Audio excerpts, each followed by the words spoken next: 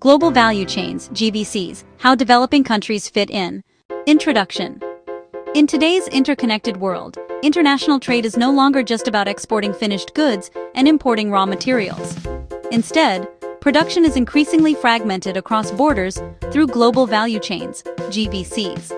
From smartphones to clothing, a single product often involves design, manufacturing, and assembly across multiple countries.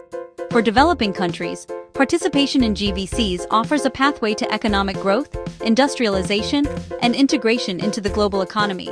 However, it also presents challenges that require careful strategies. What are global value chains?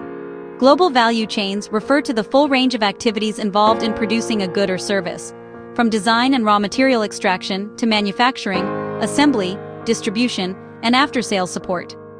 Instead of one country producing everything, tasks are split across borders based on efficiency, skills, and costs. For example, an iPhone might be designed in the United States, use parts from South Korea and Japan, be assembled in China, and then sold worldwide. Opportunities for developing countries. 1. Job creation and industrial growth. Participation in GVCs allows countries to enter global markets without developing the entire supply chain.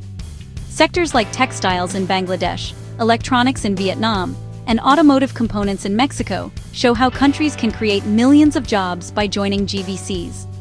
2. Technology transfer. By working with multinational corporations, local firms gain exposure to advanced technologies and global business practices. Over time, this helps domestic industries upgrade their productivity. 3. Market access. GVCs provide access to larger international markets that would otherwise be unreachable for small economies. Export diversification becomes easier when countries specialize in one stage of production, rather than complete goods. 4. Foreign investment. Multinational companies often invest in infrastructure, logistics, and training, boosting local capacity. Challenges for developing countries. 1. Low value-added participation.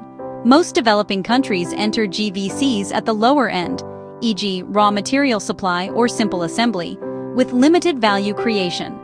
This can trap economies in low-income stages if they fail to move up the chain. 2.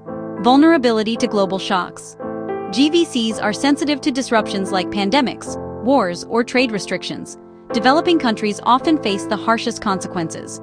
3. Dependence on multinational corporations.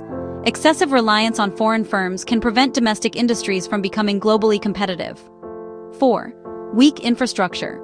Poor transport, electricity, and digital connectivity increase costs and reduce competitiveness in global supply chains. Case example: Vietnam's electronics industry. Vietnam's integration into electronics GVCs is a success story.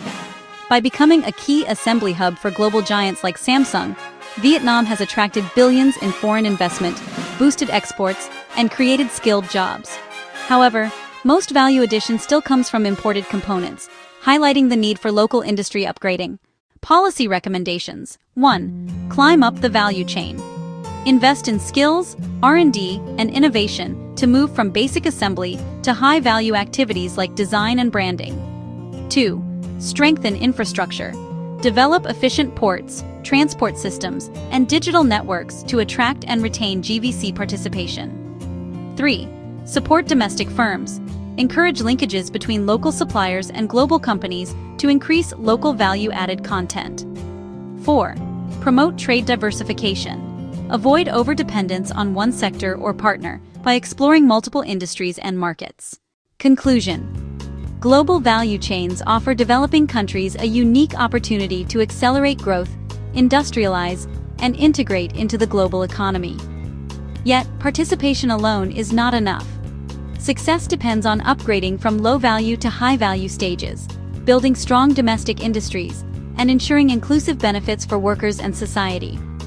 For countries that manage this transition, GVCs can be a powerful engine of sustainable development.